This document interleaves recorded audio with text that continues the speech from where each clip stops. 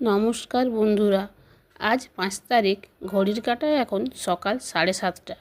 আমরা নেমে পড়েছি পুরী মাসির বাড়ি বাস স্ট্যান্ড। এখানেই ভলভো বাসগুলো নামিয়ে দেয়। তারপর অটো নিয়ে চললাম পুরী স্বর্গদ্বার বিচের সামনে, যেখানে গৌরাঙ্গ মূর্তিটা আছে। তার আশপাশে হোটেল দেখব। এই যে মেরিন ড্রাইভ ধরে আমরা চলেছি। হোটেল আমরা ঠিক করে আসিনি, তো খুঁজতে হবে একটু। অনেকগুলো দেখার পর এটাতে এসেছি। এটা ভিডিও করছি, সবগুলো আর ভিডিও করা সম্ভব হয়নি সারা রাতের জার্নির পর।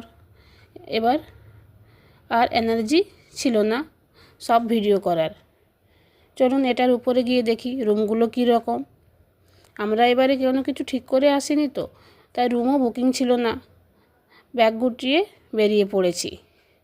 এবার একটু খুঁজতে হচ্ছে। আগের বার যখন এসেছিলাম তখন একটু পেছনের দিকে ছিলাম, এবার ঠিক করেছি একদম সামনেই থাকবো। তো এই রুমটা ছোট কিন্তু বেশ ভালো।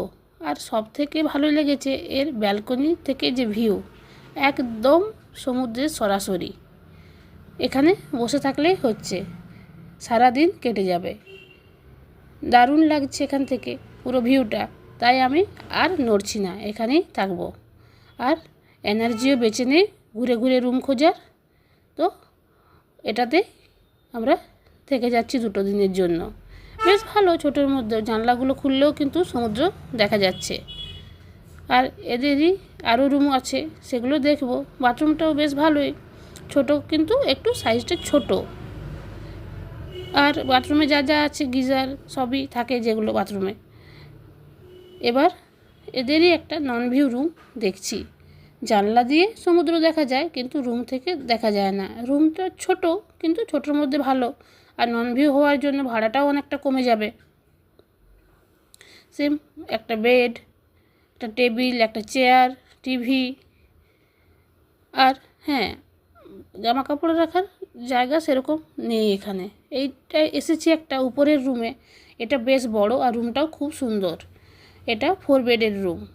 এখানে ফ্যান আছে, এসি আছে, আবার এখানে ভালো একটা ছোট্ট ফ্রিজও আছে। আর ভালো ভিউও আছে উপর থেকে। চলুন ব্যালকনিটা দেখি। এই দেখুন, এটা 3 তলায়। এই রুমটা ফ্যামিলি নিয়ে এলে থাকার জন্য ভালো। এত বড় রুম আমাদের লাগবে না, ভাড়াটাও অনেক বেশি, 3000-এর উপরে পড়ে যাবে এটাতে। আর এটা হচ্ছে উপর থেকে ভিউটা। রুমটা বেশ বড়, 4-5 জন আরামসে থাকা যাবে। এসি আছে, আয়না আছে,